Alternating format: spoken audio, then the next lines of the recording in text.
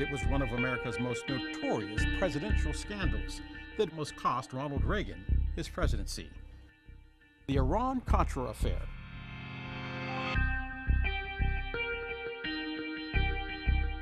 In the early 1980s, the U.S. was still in a Cold War with Russia, and anti-communist sentiment was strong. During his presidential campaign, Reagan promised to assist anti-communist insurgencies around the world. For a brief time under Reagan, the CIA trained and assisted groups fighting communist leaders abroad. Reagan was particularly interested in a group called the Contras and their battle in Nicaragua. The Contras were a group battling the Cuban-backed Sandinistas, a communist group who had seized power in 1979. Reagan called the Contras the moral equivalent of our founding fathers. But much of the Contras' funding came from the cocaine trade. Because of this, Congress passed the Bolin Amendment, specifically aimed at keeping American money from funding the group. That happened in 1982, shortly after Reagan took office. The amendment restricted the CIA and Department of Defense from using funds to provide military assistance to groups that were trying to overthrow Nicaragua's government, groups like the Contras.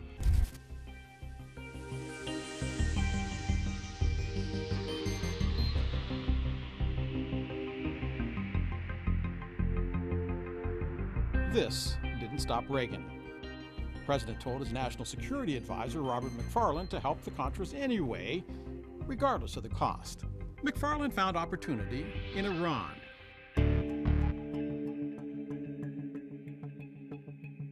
In 1985, an Iranian-backed terrorist group held 7 American hostages in Lebanon. Reagan insisted his advisors find a way to bring the hostages home, saying, "I want you to do whatever you have to do to help these people keep body and soul together." So with permission from Reagan, McFarlane made a deal. The U.S. would give Iran weapons, and Iran would broker the release of the hostages. This happened even though Reagan publicly insisted he would not negotiate with terrorists, and despite the fact that there was a trade embargo with Iran. But that was just the tip of the iceberg. The deal with Iran didn't just secretly secure the release of the hostages in exchange for weapons. There was money involved. While $30 million had been allocated for the weapons, the CIA funneled a portion of that money to the Contras in Nicaragua, the group Reagan supported in their guerrilla fight against the Sandinista government. In 1986, the Lebanese newspaper Al-Shura reported the arms deal, and everything began to unravel. That prompted an investigation by the U.S. Attorney General, who discovered that only $12 million of the $30 million actually went toward weapons for Iran. The rest of the money was sent to the Contras in Nicaragua.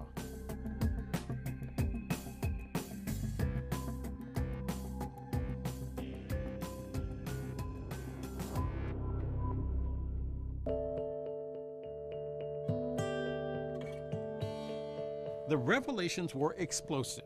Reagan denied the allegations that he had negotiated with terrorists, but Lieutenant Colonel Oliver North came forward and acknowledged that he diverted funds to the Contras. North also said Reagan knew about it.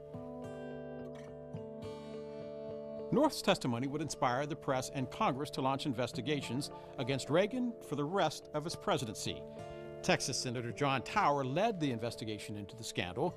The Tower Commission determined it was Reagan's lack of oversight that allowed Iran-Contra to happen, but did not implicate Reagan directly.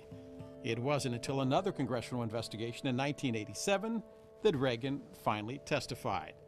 On May 5, 1987, joint hearings were televised investigating the covert arms deal with Iran and the assistance to Nicaragua.